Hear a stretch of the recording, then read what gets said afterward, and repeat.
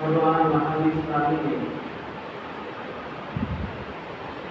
अपनी अंतिम धर्म देशना उत्तरायण सूत्र में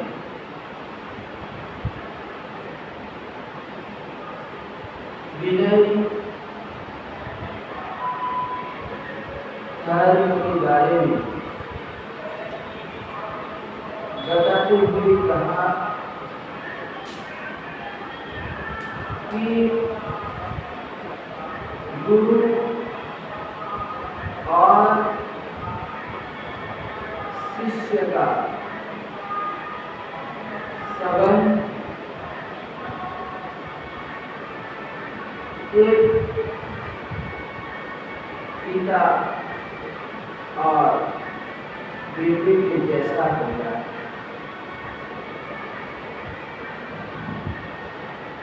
पिता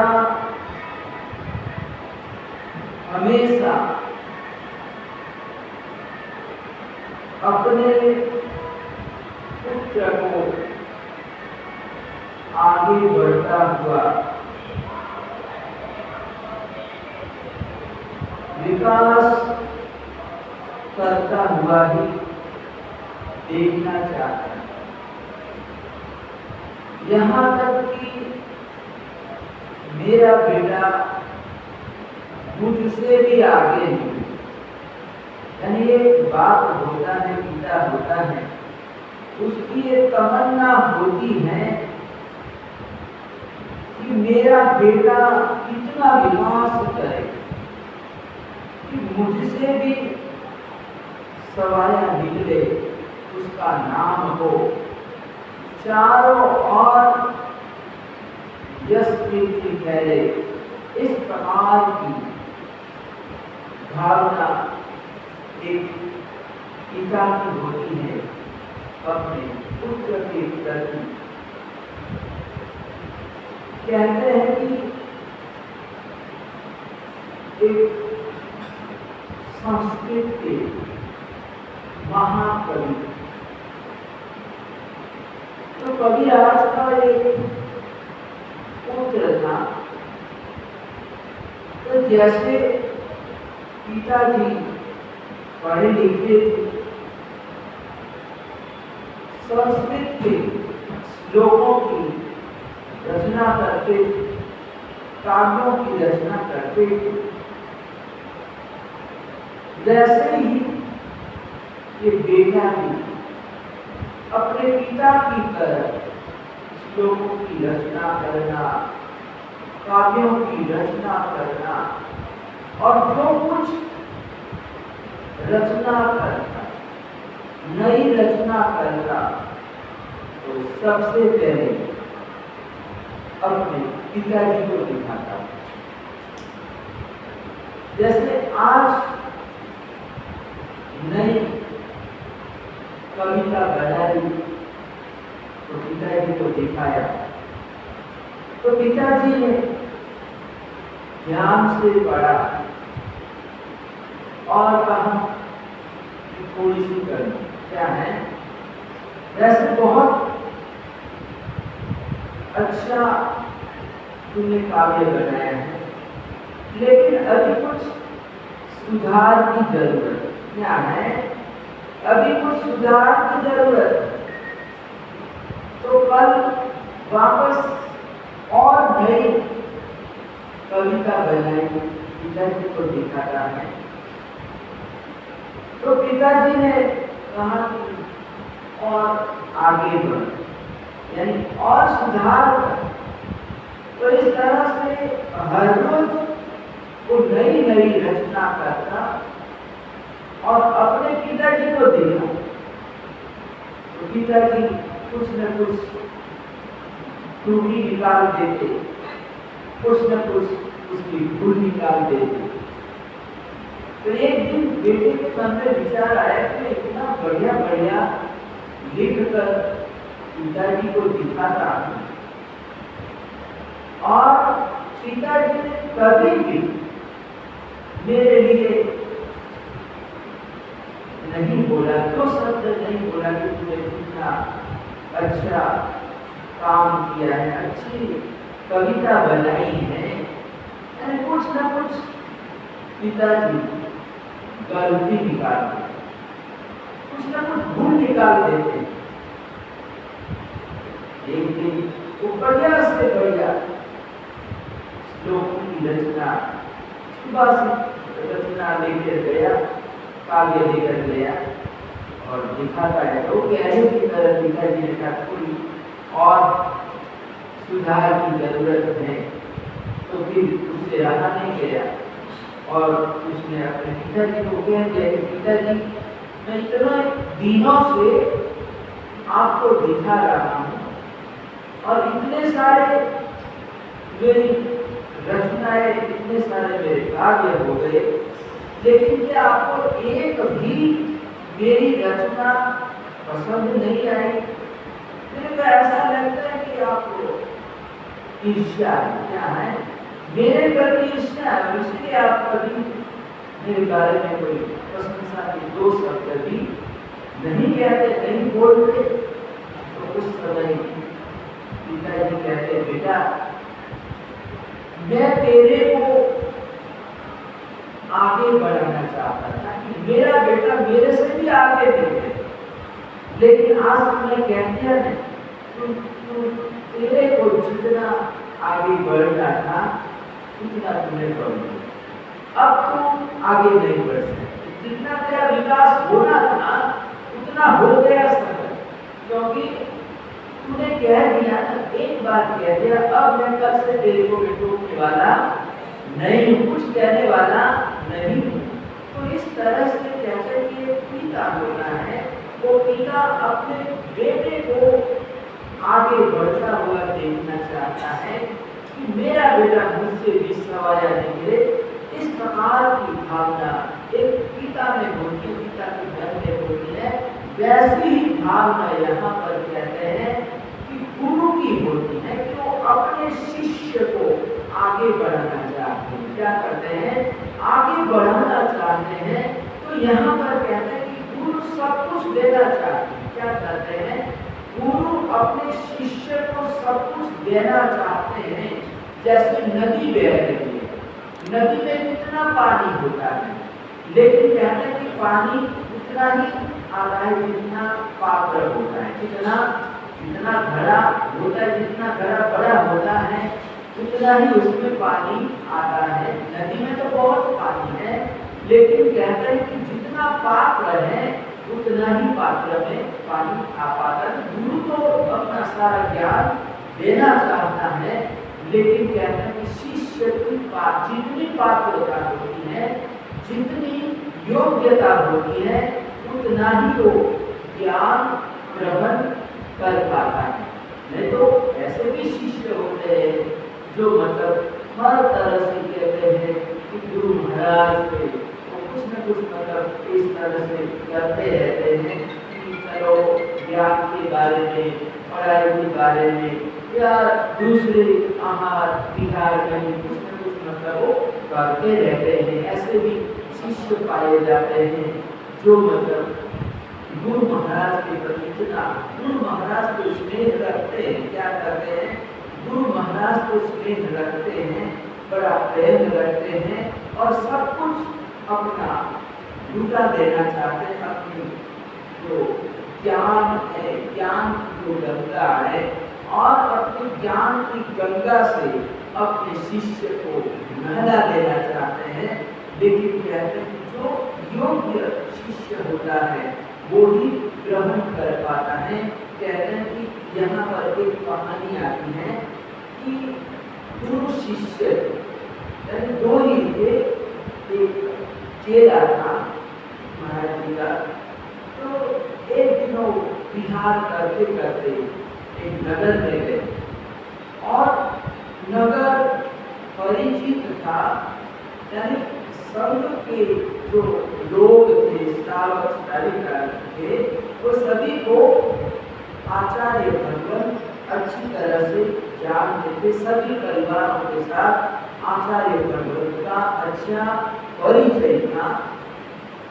तो ये विहार करके पधारते हैं, दोनों गुरु शिष्य विहार करके नगर में पधारते हैं। तो आहार का समय हुआ, भोजन का समय हुआ, तो शिष्य भोजन बोलने के लिए घरों में गया। तो एक घर गया, दूसरे घर गया, तीसरे चौथे घर, इस तरह से वो जाता है। तो एक घर में गया और वहां पर जाकर उसके घर में लाभ दिया और माता जी ने भी बड़े प्रेम से उसको बुलाया, स्वागत किया और भक्ति भाव से गोचरी हो रही। तो घर में आज दही बड़े बने, क्या बने थे, दही बड़े बने थे। तो माता जी ने दही बड़े बोलाए। तो माता जी ने तो बड़े भक्ति भाव से दही बड़े तैयार किए थे और बहुत सुंदर अच्छी तरह से मसाला डाल के बनाया था। तो उन्होंने भक्ति भाव में सारा का सारा बर्तन खाली कर दिया, यानी पूरा का पूरा बोरा दिया। तो जो दही बड़े थे ये पूरे 32 थे, कितने उसने पी लिया, यानी वो बड़ा चकोर था कि माता जी ने जैसे ही बोल आया उसने तुरंत पी लिया कि माता जी ने पूरे 32 दही बड़े बोराए हैं। तो धर्म दान देकर उपास में आने लगा। तो रास्ते में सोचता है, विचार करता है कि गुरुदेव का मेरे पर बहुत प्रेम है, बहुत स्नेह है और इसीलिए आधे दही बड़े तो मेरे को दे देंगे। क्या करेंगे, आधे दही बड़े तो मेरे को दे देंगे। और ऐसा करके उसने अपने हिस्से का साइड में बैठकर उसने मतलब निकाला कि गर्मा गर्म दही बड़े हैं, वहां ले जाऊंगा, ठंडे हो जाएंगे, तो रास्ते में खा लेता हूँ, अपने हिस्से के खा लेता हूँ। ऐसा करके वो साइड में बैठा और 16 दही बड़े खा लिए। क्या किए, वापस रास्ते में बैठकर ही उसने वापस लिया। थोड़ी दूर चलता है, आगे चलता है, तो फिर विचार करता है कि अब 16 बचे हैं, तो 16 में से 8 दही बड़े तो मेरे है ही है, मेरा हिस्सा है, 8 दही बड़े तो मेरे को देंगे, तो 8 दही बड़े और खा लेता है। ऐसा करके उसने 8 और खा लिए, तो बचे कितने, 8 बच गए। अब वो थोड़ी आगे चलता है, सोचता है कि 4 मेरे हिस्से के हैं, तो 4 और खा लेता है। ऐसा करके खाते खाते कहते हैं कि जब उपासने में आया पहुंचा तो उसके पात्र में मात्र एक दही बड़ा बचा। क्या था, एक ही दही बड़ा लेकर गुरु महाराज के पास आया। अब गुरु महाराज के पास में भोजन जोड़ के आते हैं तो हमारी विधि होती है। क्या होता है, हमारी विधि होती है, क्रिया वगैरह करना पड़ता है और फिर गुरु महाराज को जो कुछ हमको मिला है वो हमको दिखाना पड़ता है। क्या करना पड़ता है? दिखाना पड़ता है कि आज घरों में से हमको एक गोचरी मिली है। ऐसा नहीं कि लाए और लाकर एक तरफ बैठ गए, खाना खाने बैठ गए, ऐसा नहीं। आते ही हमको बाहर जाके आए हैं तो आने जाने में कुछ विराधना हो जाती है, तो उसकी हमको क्रिया वही करनी होती है। गोचरी पर करना पड़ता है, गोचरी की एक विधि होती है। और कहते हैं कि बाद में फिर हम गुरु महाराज को दिखाते हैं। क्या कहते हैं? गुरु महाराज को दिखाते हैं। तो जैसे 20-25 साधु है, तो कहते हैं कि 20-25 साधुओं में कुछ ऐसे भी साधु महाराज होते हैं जो तपस्वी होते हैं, वडील होते हैं। तो सबके साथ उनका क्योंकि एकास का होता है, व्यास का होता है, आंगी जैसा होता है, तो कहते हैं कि दूसरे साधु महाराज के साथ उनका गोचरी का जो बैठता नहीं है, टाइम बैठता नहीं है। उसको 1 बजे करना है, 2 बजे करना है, और दूसरे साधु महाराज को 12 बजे करना है, 12:30 बजे करना है। तो उनकी जो गोचरी होती है वो फिर मतलब अलग ही लाते हैं, अपने हिसाब से लाते हैं। लेकिन फिर भी आचार्य भगवत विराजमान है, तो सबसे पहले वो आचार्य भगवत के पास आते हैं और आचार्य भगवत के पास आकर क्रियावही करते हैं, विधि करते हैं और फिर उन्हें को दिखाते हैं। बड़े महाराज जी को एक पात्रा निकाल कर दिखाते हैं कि चावल एक दाल है, ये दही बड़े हैं, और तो इस तरह से सब्जी है, ये सब कुछ मतलब दिखा रहे हैं।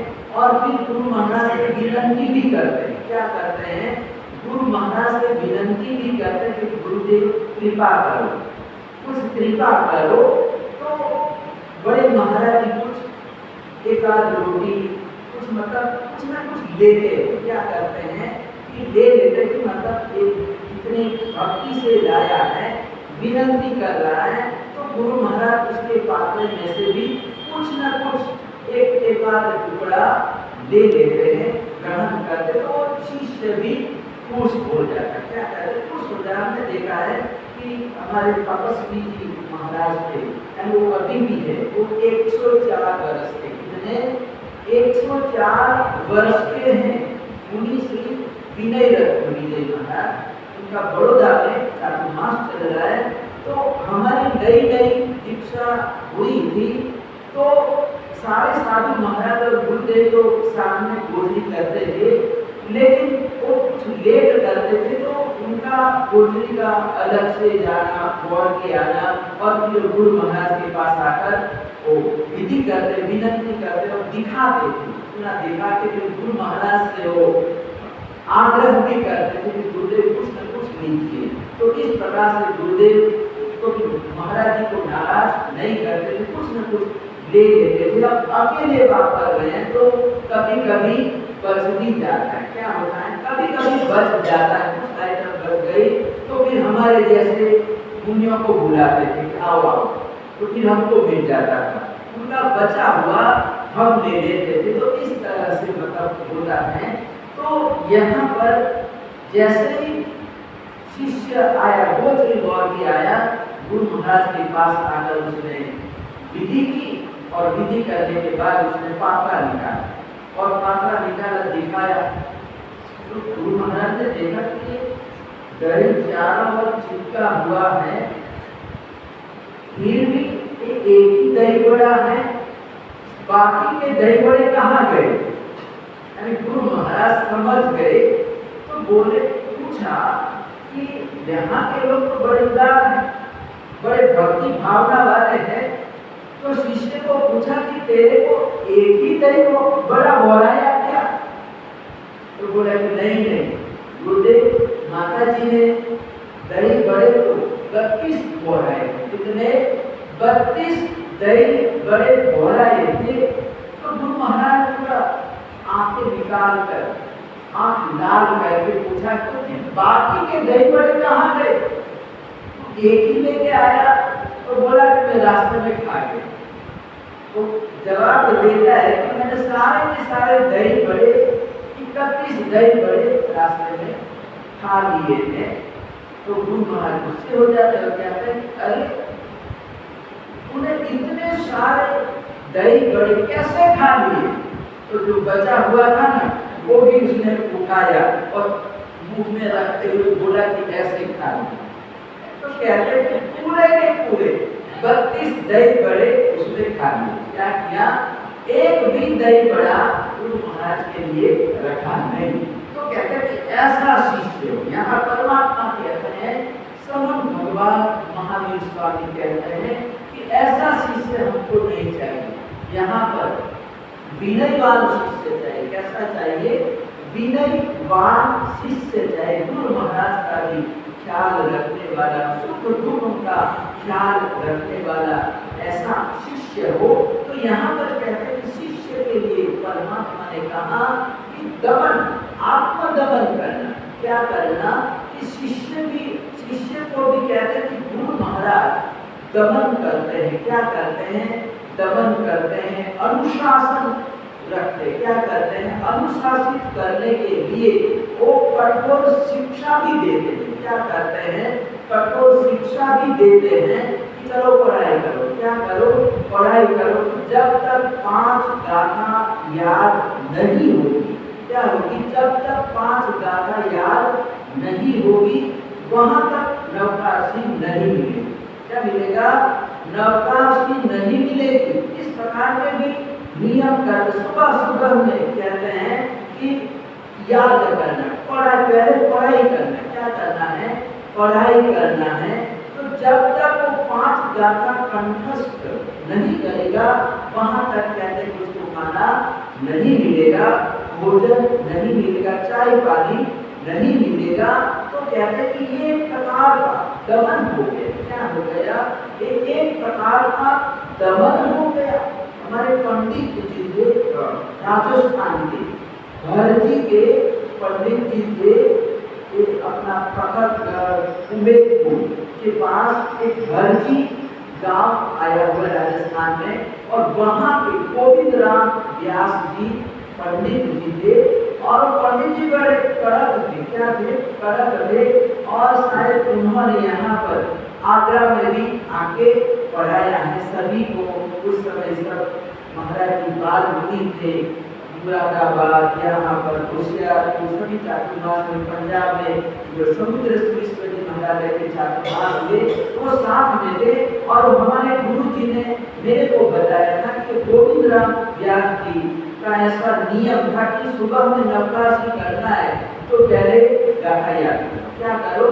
पहले गाथा याद करो, तभी नवकाशी मिलेगी। यानी सभी को बड़े बढ़िया दयानंद विद्यानंद सुरेश्वरी महाराज, धर्म गुरुनाथ सुरेश्वरी महाराज, सभी के लिए नियम था। क्या था? सभी के लिए ये नियम था कि सुबह में जो 5 गाथा याद करके सुना देगा उसी को नवकाशी मिलेगी। क्या मिलेगी? उसी को नवकाशी मिलेगी। आज भी नाकोड़ा में ज्ञानशाला चलती है। क्या चलती है? ज्ञानशाला चलती है। तो वहां पर भी जो बच्चे पढ़ने जाते हैं, धार्मिक पढ़ने जाते हैं, ये हमारा संतोष भी बैठा हुआ है, वहां पर 5 वर्ष रह के आया है। तो वहां पर जो भी बच्चा जाएगा वहां पर रहेगा, तो वहां के जो नियम क्या है, रूल्स है, वो नियमों के मुताबिक उसको रहना पड़ता है। और वहां का भी नियम है कि जब तक गाथा याद नहीं करेगा वहां तक उसको नवकाशी नहीं मिलेगी। तो कुछ बच्चों को एकदम जल्दी याद होता भी नहीं है, किसी को घंटे में याद होता है, किसी को 1.5 घंटे में, किसी को 2 घंटे भी लग जाते हैं, किसी को याद करने में 3 घंटे भी लग जाते हैं। तो उसकी नवकाशी लेट हो जाती है। यानी उसको 9-10 बजे खाना मिलता है। क्या मिलता है? खाना मिलता है। लेकिन प्रतिदिन याद करना है। क्या करना है? हर रोज उठ के याद करना है। इस तरह से गुरु महाराज अपने शिष्य को पढ़ाने के लिए कड़क होते हैं, शिक्षा भी करते हैं। तो एक प्रकार का दमन हो गया। क्या हो गया? एक प्रकार का दमन हो गया, अपने शिष्य पर दमन हो गया। क्या हो गया? दमन हो गया। लेकिन ऐसा जो दमन है, माता पिता भी अपने बच्चों पर दमन करते कि पढ़ाई करनी होगी। क्या करना होगा? पढ़ाई करना होगा, दुकान जाना होगा, दुकान पर बैठना होगा, इतने घंटे बैठना होगा। तो एक प्रकार का दमन हो गया। हालांकि उसकी इच्छा भी नहीं बैठने की, दुकान पर बैठने की इच्छा भी नहीं है, लेकिन फिर भी हम उसको काम सिखाने के लिए जबरदस्ती से भी बिठाते हैं, तो एक तरह से उसका दमन हो गया। क्या हो गया? दमन हो गया। लेकिन ऐसा दमन अपने आगे बच्चे के लिए, उसका जो भविष्य है, उसका फ्यूचर बन जाता है। क्या बन जाता है? उसका भविष्य बन जाता है, आगे के लिए वो सुखी हो जाता है। लेकिन कहते हैं कि प्रारंभ में ही वो किसी के कहने में नहीं रहा, अनुशासन में नहीं रहा, तो कहते हैं कि वो भी आगे बढ़ नहीं सकता, धंधा भी नहीं कर सकता, व्यापार भी नहीं कर सकता। तो यहाँ पर बताया गया कि आपको दमन करना, यानी यहाँ पर तीसरी श्रेणी में जो व्यक्ति होते हैं वो खुद भी अपने पर भी दमन करते हैं और दूसरों पर भी दमन करते हैं। एक व्यक्ति है जो खुद पर दमन नहीं करता है लेकिन दूसरों पर दमन करता है, और दूसरा व्यक्ति है खुद पर दमन करता है लेकिन दूसरों पर दमन नहीं करता है। और तीसरे नंबर का जो व्यक्ति है वो खुद पर भी दमन करता है और दूसरों पर भी दमन करता है। एक घर में एक बड़ी व्यक्ति है, तो ऐसा नहीं कि एक नियम सिर्फ दूसरों के लिए, यानी छोटों के लिए ही ये सब कुछ नियम है, ऐसा नहीं। यानी जो बड़ी है वो बड़ी भी नियमों का पालन करता है, वो भी अपना दमन करता है। क्या करता है? दूसरों को उपदेश देना है, शिक्षा देनी है, तो खुद को भी व्यवस्थित रहना पड़ेगा। क्या करना पड़ेगा? खुद को भी व्यवस्थित रहना पड़ेगा कि अब हम किसी को कहते हैं कि चलो तेरे को गुटखा गुटखा नहीं खाना है, विमल कुछ खाना नहीं है। बच्चों को हम मना करते हैं कि गुटखा गुटखा मत खाना। क्या करना? मेरे घर में ये नहीं चलेगा, लेकिन खुद खाता है। क्या करता है? खुद खाता है और दूसरों को मना करता है कि गुटखा गुटखा नहीं खाना। तो दूसरा सुनेगा क्या उसकी बात? खुद दमन नहीं करता है लेकिन दूसरों पर वो दमन करना चाहता है, शिक्षा देता है कि ऐसा नहीं खाने, गलत खाने, अभक्ष्य क्या है, लेकिन खुद खाता है। क्या करता है? खुद खाता है। तो कहते हैं कि ऐसा दमन, तो दूसरा सुनेगा क्या है? तो दूसरा सुनेगा। तो कहते हैं कि गांधी जी के पास कोई माता जी गई, अपने बच्चे को लेकर गई और कहा कि ये गुड़ बहुत खाता है। क्या करता है? ये मेरा जो बच्चा है वो गुड़ बहुत खाता है। तो गांधी जी ने सुना और कहा कि 2-3 दिन के बाद आया। वैसे छोटा सा काम था कि इसको मतलब गुड़ छुड़ा दो। माता जी का कहना था कि इसको गुड़ बंद करा दो, खाना बंद करा, बहुत ज्यादा खाता है। तो गांधी जी ने मना करते थे, छोटी सी बात उस समय भी कह सकते थे कि गुड़ खाना बंद कर दे, लेकिन गांधी जी ने नहीं, कुछ नहीं बोला और कहा कि 2-3 दिन के बाद आना। और फिर 2-3 दिन के बाद माता जी लेके गई, अपने बच्चे को लेके गई और कहा कि मेरे बेटे को बंद करा, गुड़ छुड़ा दो।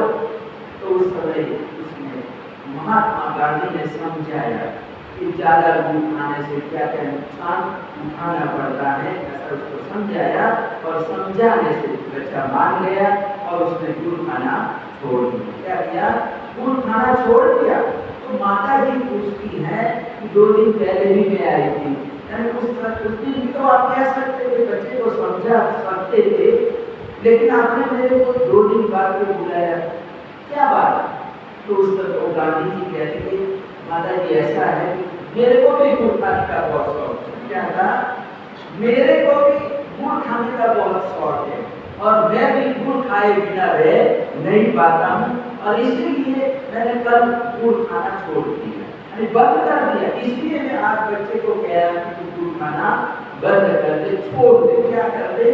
छोड़ दे। तो इस तरह से कहते हैं कि स्व पर दमन, यानी कि अच्छे व्यक्ति है, श्रेष्ठ व्यक्ति है कि खुद पर भी दमन करते हैं और दूसरों पर भी दमन करते हैं।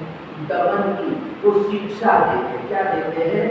दमन करने की शिक्षा देते हैं। तो इस प्रकार से यहाँ पर श्रवण भगवान महावीर स्वामी ने कहा कि अप्पा चेव दमेयको अप्पा हुक्कलुद्धमो अप्पा दंतो सुधि होई पश्चिम लोए परत है, यानी आत्मा का दमन करना चाहिए।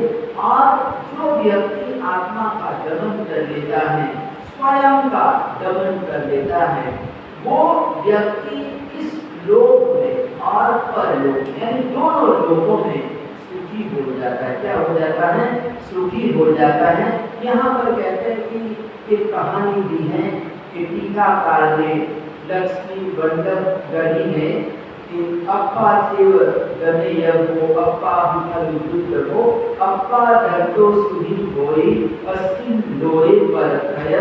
एक गाथा पर उन्होंने एक छोटी सी कहानी दी और कहानी में कहते हैं कि तस्कर नायक यानी दो सगे भाई थे और दोनों सगे भाई एक चोरी का काम करते थे। दोनों चोर थे और जंगल में चोरी करते हैं।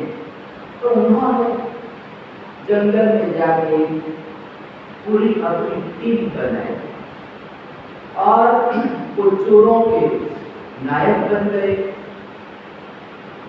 बड़ी बड़ी चोरियां करते, डाका डालते हैं। तो जब चौमासे का समय आया तो वहां पर विचरते विचरते कुछ मुनि भगवान पधारते हैं और उन्होंने बस्ती की यानी स्थान की याचना की कि हमको ठहरना है, हमको रुकना है और हमको स्थान चाहिए, जगह चाहिए और हम यहाँ पर चातुर्मास करना चाहते हैं। तो चोरों ने कहा कि ठीक है, आप हमारी झोंपड़ी ले लीजिए और ऐसा करके झोंपड़ी दे दी जाती है। उस झोंपड़ी में साधु महाराज चातुर्मास करते हैं। तो चोर के जो नायक थे वो विनती करते हैं कि हमको भी आहार पानी का लाभ दो, हम भी लाभ लेना चाहते हैं। तो उस समय साधु महाराज कहते हैं कि महानुभाव, आपने हमको जगह दी, स्थान दिया और स्थान देकर आपने सब कुछ पा लिया, यानी आपको सारे लाभ मिल गए। यहाँ पर बस्ती है, नगर में हम नगर में जाते हैं और नगर में से हमको आहार पानी वगैरह मिल जाता है, हमको खप नहीं रहता है, आहार पानी का खप नहीं रहता। इस प्रकार से साधु भगवतों ने प्रेम से मना किया। ऐसा नहीं करके तुम चोर तुम्हारे से कौन नहीं, ऐसा उनको बुरा लगे जैसा साधुओं ने जवाब नहीं दिया। और ताकि हम गाँव में जाते घरों में जाते वहाँ से हमको रोटी पानी मिल जाता है और आपने जगह दे दी, वो सब कुछ दे दिया। क्या दिया? रहने के लिए, ठहरने के लिए जगह दे दी, यानी आपने सब कुछ पा लिया, सब कुछ आपने दे दिया। तो इस तरह से प्रेम से साधुओं ने उनको मना कर दिया और इनकार किया। यानी इनकार करने में भी कहते हैं कि कला होती है, किसी को बुरा लग जाता है। क्या हो रहा है? किसी को हमने साफ साफ मना कर दिया कि तुम्हारे घर का नहीं चलेगा। क्या है? तुम्हारे घर का नहीं चलेगा। तो इस तरह से किसी को बुरा भी लग जाता है। क्या लग जाता है? बुरा भी लग जाता है। तो कहते हैं कि यहाँ पर कहते हैं कि हमको अपने नियम का भी पालन करना है और उसको बुरा भी न लगे, न लाठी भी न टूटे, सांप भी न पड़े। इस तरह से हमको व्यवहार करना पड़ता है। तो क्योंकि हमको यहाँ पर 4 महीने चौमासा पूरा करना है, तो साधु भगवतों ने प्रेम से जवाब दे दिया और देखते देखते चौमासा पूरा हो गया और विहार करने लगे। तो उस समय तो चोर के जो नायक यानी 2 भाई सगे भाई थे, तो सगे भाइयों को महाराज जी ने एक नियम दिया। क्या दिया? कि रात्रि भोजन मत करना। क्या करना? रात्रि भोजन मत करना। तो इस प्रकार से कहते हैं कि खाने पीने की छूट है। क्या है? पूरे खाने पीने की छूट है, लेकिन रात को मत खाना। क्या करना?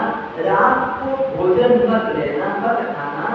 तो चोरों ने भी नियम ले लिया कि ऐसे हम चोरी करने जाते, रात में निकलते हैं और हम खाना वैसे ही खाते नहीं है। तो ऐसा करके उन्होंने हाथ जोड़ लिया और एक बार चोरी करने के लिए गए थे और रात में कहते कि बहुत भूख लगी, तो दूसरे लोग कहीं से भोजन ढूंढ कर ले आए और अपने सरदारों को कहते कि भोजन दो। तो उन्होंने कहा कि हमको भोजन नहीं करना। क्या करना? हमको भोजन नहीं करना है, हमारा नियम, हमारा रात्रि भोजन का नियम है, गुरु महाराज ने हमको नियम दिया है। तो इस तरह से भूखे प्यासे क्या करते हैं? भूखे प्यासे रहते हैं, यानी एक तरह से गमन करते हैं, अपने पर गमन करते हैं, आत्म दमन करते हैं कि चाहे कुछ भी हो जाए लेकिन रात में भोजन नहीं लेना है। हमने नियम लिया है और हम अपने नियम का पालन करेंगे। तो इस तरह से वो रात्रि भोजन नहीं करते और दूसरे भोजन करते हैं। तो कहते हैं कि वहाँ पर भोजन में कुछ मतलब लड्डुओं में जहर मिला दिया था दूसरे लोगों ने, और कहते हैं कि वो जहर मिश्रित विष मिश्रित लड्डू खाने से, भोजन करने से सारे के सारे चोर मर जाते हैं, खत्म हो जाते हैं, दो ही बचते हैं। क्या करते हैं? दो ही बच जाते हैं। तो इस तरह से कहते हैं कि इन्होंने दोनों भाइयों ने आत्मदमन किया, तो कहते हैं कि वो बच गए। तो इस तरह से यहाँ पर परमात्मा भी कहते हैं कि अस्मिन् लोके परव्ययम्, जो अपना दमन करता है, स्वयं का दमन करता है, वो इस लोक और परलोक में भी सुखी होता है। तो अब आगे परमात्मा बताएंगे कि आत्मदमन कैसे करना, यानी स्वयं के द्वारा अपनी इच्छा से करना है, दूसरों के कहने से हमको आत्मदमन नहीं करना। तो उसके लिए परमात्मा ने आगे की गाथा की है, वरम में अपादयो संयमेन करेण, इन आत्मा का दमन संयम और कब से होना चाहिए। तो ये संयम क्या चीज है, तब क्या है, इसके बारे में हम आगे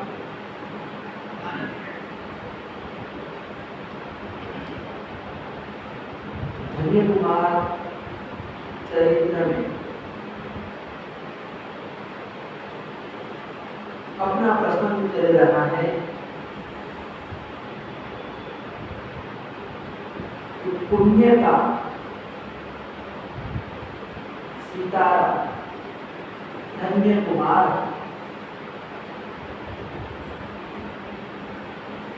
विभिन्न प्रकार के गुणों का भंडार, पुण्य तो है ही, पुण्यवान है, लेकिन साथ साथ में विनम्रता, उदारता आदि बहुत सारे गुण हैं और अपने गुणों के कारण उसकी ख्याति, यश, कीर्ति सर्वत्र फैल रही है। पूरे नगर के लोग, राजा, महाराजा, राजकुमार, सभी लोग उससे प्रभावित हैं, उसके गुणों से प्रभावित हैं और घनसार भी अपने बेटे से बड़े खुश, अति प्रसन्न है और अपने तीनों पुत्रों को बड़े प्रेम से, स्नेह से समझा रहे हैं कि पुत्रों, हमको पूर्ण देशी नहीं होना चाहिए, हमारे जीवन में पूर्ण दृष्टि होनी चाहिए, दोष दृष्टि नहीं होनी चाहिए। जिसके जीवन में दोष दृष्टि है, तो चाहे कितना भी अच्छा आदमी हो, कुछ न कुछ उसको दोष ही दिखाई देता है, अवगुण ही दिखाई देते हैं। जैसे महाभारत में युधिष्ठिर और दुर्योधन दोनों, तो एक बार श्री कृष्ण ने कहा कि मेरी द्वारिका नगरी में जाओ और नगरी में कितने सज्जन लोग देख कर आओ। तो उस समय वो दुर्योधन जाता और लिस्ट तैयार करता कि नगर में अच्छे कितने लोग हैं, भले कितने लोग हैं। तो कहते हैं कि उसको एक भी आदमी अच्छा नहीं मिला, सज्जन नहीं मिला। वो आया तो खाली हाथ आया और कहा कि पाप करना मैं आपका काम नहीं कर सका। युधिष्ठिर को बुलाया और कहा कि मेरी द्वारिका नगरी में जाओ और मेरी नगरी में पूरे लोग कितने देख कर आओ, लिस्ट तैयार करके, सूची तैयार करके ले आओ। तो युधिष्ठिर भी जाता है, एक एक घर में जाते हैं, सभी लोगों से मिलते हैं, देखते हैं। तो युधिष्ठिर को कोई न कोई विशेषता, कोई न कोई गुण दिखाई देता है और क्या उन्होंने सोचा कि यहाँ पर पूरी द्वारिका नगरी में कोई भी खराब आदमी नहीं, एक भी खराब आदमी नहीं। इस तरह से कहते हैं कि युधिष्ठिर की खाली हाथ ही आया, जो काम सौंपा था श्री कृष्ण ने वो नहीं कर सके। तो इस तरह से दुर्योधन भी जाता है और युधिष्ठिर भी जाता है। तो द्वारिका नगरी में तो अच्छे बुरे दोनों लोग, जैसे थे नगर में तो अच्छे बुरे, सज्जन दुष्ट दोनों प्रकार के लोग थे, लेकिन उनको दिखाई नहीं दे, क्योंकि उनके पास दृष्टि थी। दुर्योधन के पास दोष दृष्टि थी और इसलिए एक भी आदमी उसको अच्छा नहीं दिखाई दिया। और युधिष्ठिर में पूर्ण दृष्टि थी और इसलिए एक आदमी भी उसको खराब नहीं दिखाई दिया। तो कहते हैं कि यहाँ पर दोष दृष्टि और गुण दृष्टि, हमारे जीवन में गुण दृष्टि होनी चाहिए। तो कहते हैं कि हमको गुण ही गुण दिखाई देंगे।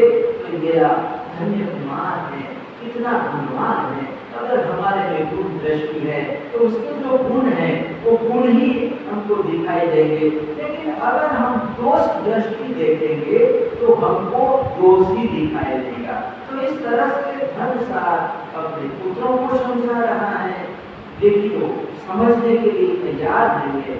और कहते हैं कि पिताजी आपने इसको बताया कि बड़ा गुणवान है, कि हमको गुण दृष्टि रखनी चाहिए, दोष दृष्टि नहीं रखनी चाहिए। लेकिन हम क्या करें, एक काम ही ऐसा करता है। अरे जो पिछली बार वो गया था व्यापार करने के लिए गया था, कहाँ गया था? व्यापार करने के लिए गया था और वो 2 लाख कमा के आया। कितने? 2 लाख सोना कमा के आए। तो आप बड़े खुश हो गए। लेकिन आपने कभी पूछा कि बेटा ये 2 लाख सोना मोहरे कैसे तू कमा के आए? आपने अभी तक पूछा है क्या? ये कैसे लेके आया? यानी इसने जुआ खेला। क्या खेला है? जुआ खेला है। और अपने यहाँ पर जुआ खेलने का निषेध है। क्या है? जुआ खेलने का निषेध है। बकरों को, दोनों बकरों को आपस में लड़ाया, बकरों को लड़ाया जाता है क्या? तो इस तरह से वो पिताजी को कहते हैं कि इसने जो कमाया है 2 लाख भले कमा के लाया हो, लेकिन उसने एक तरह से जुआ खेला है। क्या खेला है? जुआ खेला है। तो अब तीसरी बार परीक्षा करके देखिए। क्या कर? तीसरी बार परीक्षा करके देखिए, भी पता चलेगा। तो पिताजी ने कहा कोई बात नहीं है, ठीक है, तीसरी बार भी परीक्षा कर लेते, भाग्य की परीक्षा कर लेते हैं। और ऐसा करके इस बार तो 100 सोना मोहरे, अरे अपने 4 बेटे तो चारों बेटों को 100 सोना मोहरे दी और तीनों को दिया। तीनों की पहली बारी थी, लास्ट में धन्य कुमार जाता था, क्योंकि छोटा था तो बाद में जाता था, लास्ट में जाता था। तो इस बार तीनों ने मन में सोचा कि हम हर बार अलग अलग जाते, धंधा करने के लिए अलग अलग जाते हैं और हम सफल नहीं हो पाए, तो इस बार हम तीनों मिलकर धंधा करते हैं। क्या करते हैं? तीनों मिलकर, यानी 300 सोना मोहरे हो गई, कितनी? 300 सोना मोहरे हो गई, और हम व्यापार करेंगे तो हम कमा लेंगे, बहुत सारा हम कमा सकते हैं। और ऐसा करके तीनों ने मिलकर व्यापार किया, धंधा किया। लेकिन कहते हैं कि 300 सोना मोहरे होते हुए भी कहते कि उन्होंने सारी की सारी पूंजी लगा दी, लेकिन एक भी पैसा कमा नहीं सके, नुकसान हो गया, घाटा हो गया और सब कुछ चला गया, कुछ भी कमा नहीं सके, पूंजी भी गवा दी। क्या किया? पूंजी भी गवा दी। तो इस तरह से धंधे में नुकसान हो गया। वो तीनों भाई मिलकर भी कुछ कमा नहीं सके। अब वो धन्य कुमार की बारी, क्या थी? धन्य कुमार की बारी थी, और धन्य कुमार भी 100 सोना मोहरे लेकर बाजार में जाता। कहाँ जाता है? बाजार में जाता है। तो बाजार बड़ा नगर था, तो नगर का एक सेठ था, धर्मप्रिय नाम का एक सेठ था। और वो जो सेठ था वो इतना धनाढ्य, इतना सुखी टाइप का, बड़े पैमाने पर उसका धंधा चलता था। और कहते हैं कि उस समय का वो कोट्याधीश था, यानी कि 66 करोड़ 66 करोड़ रुपयों का वो मालिक। कितना? 66। तो उस जमाने की बात, क्या आज की नहीं, उस जमाने की बात है कि 66 करोड़ रुपये होना, एक व्यक्ति के पास होना एक बड़ी बात। क्या थी? एक बहुत बड़ी बात थी कि वो 66 करोड़ रुपयों का मालिक था, लेकिन था बड़ा कंजूस। क्या था? एक पैसा भी वो खर्चता नहीं था, कुछ भी मतलब वो खर्च करता नहीं था। एक तरह से कहते हैं कि ना वो कंजूस था, परिवार में भी वो खर्चा करने नहीं देता था। और इस तरह से कहते कपड़े वपड़े, परिवार की बच्चे सब होते थे। कहते कि उनको सादा खाना मिलता था, पूरा खाना भी नहीं करने देता था। तो इस तरह से वो बड़ा कंजूस था, और दान के नाम से उसको द्वेष था। क्या था? एक तरह से द्वेष था।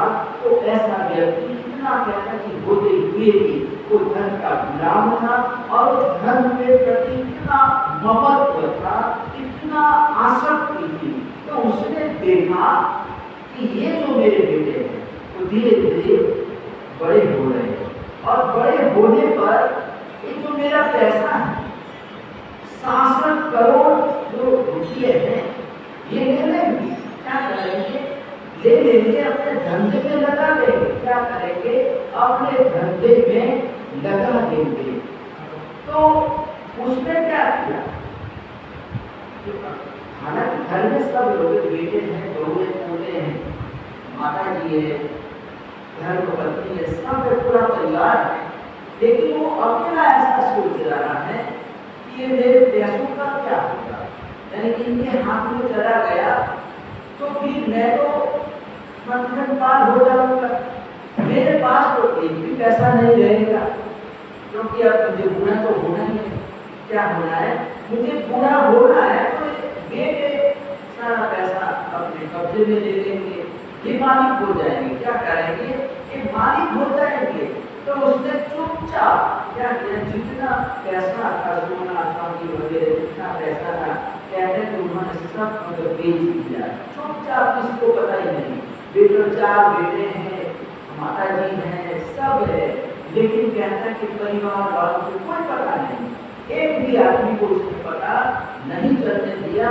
और सब कुछ बेचकर उसने वो रत्न, मणि, माने, डायमंड, कोहिनूर, ऐसे कीमती रत्नों को खरीद लिया। क्या किया?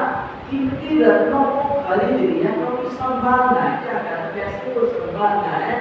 और ऐसा करके रत्नों को खरीद कर अब वो रत्नों को रखेगा, रखना तो घर में ही पड़ेगा, एक बात नहीं रखना है।